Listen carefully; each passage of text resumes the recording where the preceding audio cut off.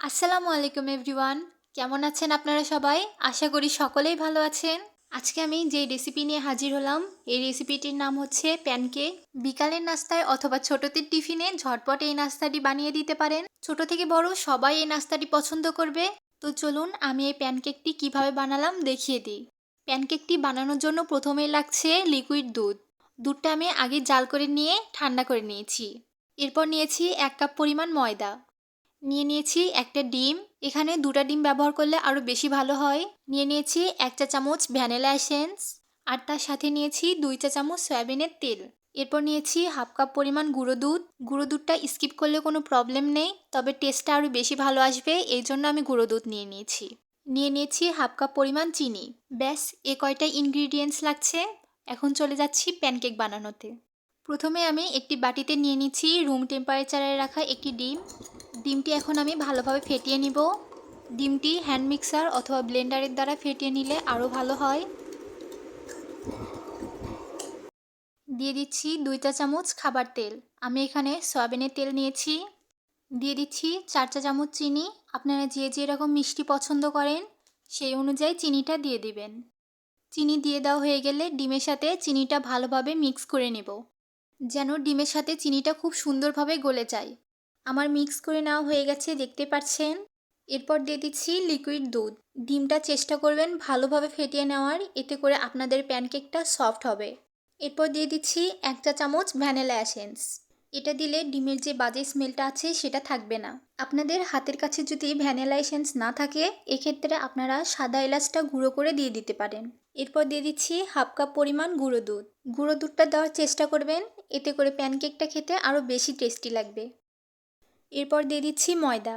ময়দাটা আমি অল্প অল্প করে দিয়ে মিক্স করে নেব। ময়দাটা আপনারা একবারে বেশি দিতে যাবেন না, এতে করে ঘনত্বটা বেশি হয়ে গেলে প্যানকেকটা ভালো হবে না। তাই চেষ্টা করবেন অল্প অল্প করে ময়দা দিয়ে মিক্স করে নেওয়ার। ময়দাটা দেওয়ার পর ভালোভাবে মিক্স করে নিতে হবে। খেয়াল রাখবেন ময়দাটা যেন দলা পেকে না থাকে। দিয়ে দিচ্ছি 1 চা চামচ বেকিং পাউডার। বেকিং পাউডার দিয়ে দেওয়া হয়ে গেলে আবারও ভালোভাবে আমি মিক্স করে নেব। আমার মিক্স করে নেওয়া হয়ে গেছে, দেখতেই পাচ্ছেন ঘনত্বটা কী রকম রেখেছি। এখানে আমার হাফ কাপের মতো ময়দা লেগেছে। চেষ্টা করবেন এইরকম ঘনত্ব রাখার, এতে করে প্যানকেক বানানো পারফেক্ট হবে। প্রথমে আমি তেল আর সামান্য পরিমাণ পানি নিয়ে আমি এখানে প্যানে ব্রাশ করে নিচ্ছি। হালকা গরম হয়ে আসলে আমি এখানে প্যানকেকের ব্যাটারটা দিয়ে দিব। প্যানকেকটা আমি বেশি বড়ও করব না, আবার বেশি ছোটও করব না। আপনাদের ইচ্ছা মতো প্যানকেকটা ছোট অথবা বড় করে নিতে পারেন। ব্যাটারটা দেওয়ার কিছুক্ষণের মধ্যেই দেখতে পারবেন এরকম বাবলস উঠছে আর ছিদ্র ছিদ্র হয়ে যাচ্ছে। এখানে কোনো রকম ঢাকনা ইউজ করতে হবে না। এই পর্যায়ে আমি প্যানকেকটা উল্টিয়ে দিচ্ছি। দেখতে পাচ্ছেন প্যানকেকে কত সুন্দর কালার এসেছে। অপোজিট পার্টটাও আমি এইভাবে 1 মিনিটের মতো ভেজে নেব। অপোজিট পার্টটাও 1 মিনিটের মতো ভেজে নেওয়ার পর এরকম এসেছে। এই পার্টটা এইরকমই আসবে, টেনশন করার কিছু নেই। আমার প্যানকেক বানানো কমপ্লিট, আমি উঠিয়ে নিচ্ছি। আমি আবারও আরেকটা বানিয়ে দেখাচ্ছি। প্রথমে প্যানে ব্যাটারটা দিয়ে দিচ্ছি। এরপর 1 মিনিটের মতো ভেজে নেব। 1 মিনিটের মতো ভেজে নেওয়ার পর প্যানকেকে ছিদ্র ছিদ্র হয়ে আসলে প্যানকেকটা উল্টিয়ে দেব।